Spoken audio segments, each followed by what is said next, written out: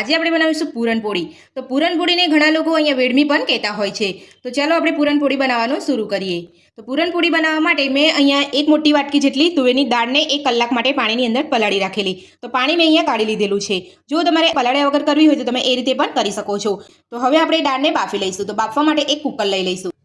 તો બધી જ દાળ આપણે અહીંયા કુકરમાં લઈ લઈશું। તો હવે એની અંદર અડધી ગ્લાસથી થોડું વધારે પાણી ઉમેરીશું।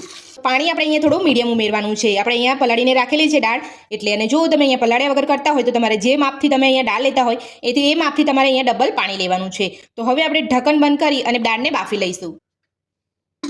તો કુકરનું ઢાંકણ આપણે અહીંયા બંધ કરી લીધું છે। તો હવે આપણે ગેસ ઉપર મૂકી અને 2 વિસલ કરી લઈશું। જો તમારી દાળ પલાળેલી ના હોય તો તમારે આ રીતે ડબલ પાણી ઉમેરી અને તમારે 4 થી 5 વિસલ કરી લેવાની છે। તો હવે આપણે પૂરણપોળીનું ઉપરનું લેયર બનાવવા માટે ઘઉંનો લોટ બાંધી લઈશું। લોટ બાંધવા માટે મેં અહીંયા 2 વાટકી ઘઉંનો લોટ લીધો છે। તો 2 વાટકી ઘઉંનો લોટ આપણે અહીંયા લઈ લીધો છે। તો હવે આપણે તેની અંદર 3 ચમચી જેટલું મોણ ઉમેરીશું। તો આ રીતે આપણે અહીંયા તેલનું મોણ ઉમેરવાનું છે। આપણે અહીંયા ઘીનું મોણ નથી ઉમેરવાનું। તો મોણ આપણે અહીંયા ઉમેરી લીધું છે। તો મોણ ઉમેર્યા પછી બધું જ આપણે લોટને મોણ સાથે મિક્સ કરી લઈશું।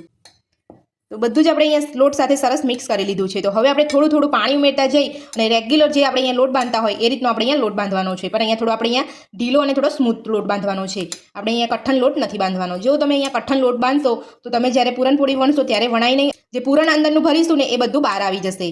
તો થોડું થોડું પાણી ઉમેરતા જઈ અને આપણે લોટ બાંધી લઈશું।